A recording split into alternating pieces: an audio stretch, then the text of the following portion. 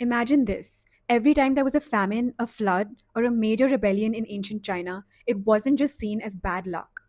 It was a political verdict from the heavens. The ruler had just lost their right to govern.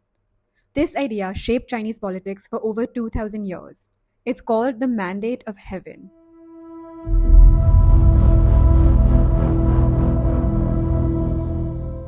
Hi everyone, welcome back to the channel. Today we're looking at one of the most important ideas in Chinese history because it explains how dynasties rose and fell, and it even gives us clues about how legitimacy works in China today. The Mandate of Heaven first appeared during the Zhou dynasty. The Zhou had just overthrown the Shang, and they needed a reason to justify why their rebellion wasn't just treason. Their answer was genius. Heaven itself had chosen them to rule. Here's how it worked. The emperor was called the Son of Heaven, ruling under heaven's mandate. But unlike the European idea of the divine right of kings, this wasn't permanent. The mandate was conditional. A ruler had to govern justly, with virtue, and in a way that maintained harmony between heaven, earth, and the people. If he failed, like if he became corrupt, cruel, or ineffective, heaven would withdraw its support. So when there were natural disasters like famines and floods, that would be seen as heaven withdrawing its support. But here's something important. Natural disasters didn't automatically mean that a dynasty was finished. If a dynasty was strong and governing well, a flood or earthquake might be treated as misfortune. The emperor would respond with disaster relief, lower taxes, or hold rituals to restore balance with heaven, and the people would see that as proof that the mandate still stood.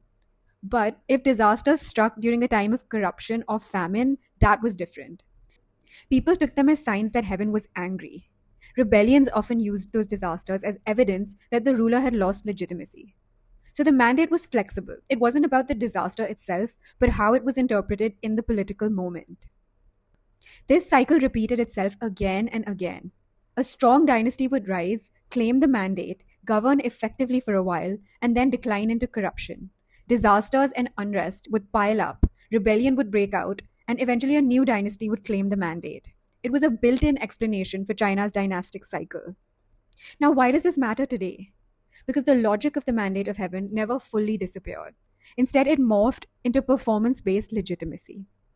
As long as the party can deliver stability, prosperity, and national strength, it claims the right to rule. But if it fails, history and many Chinese citizens might interpret that as a sign that it may have lost its mandate. So the mandate of heaven was a political powerful tool. It linked morality, natural order, and political legitimacy. And in many ways, its shadow still shapes how power works in China today. If you found this breakdown useful, make sure to subscribe because in the next few videos, we'll keep exploring how history shapes geopolitics of modern Asia.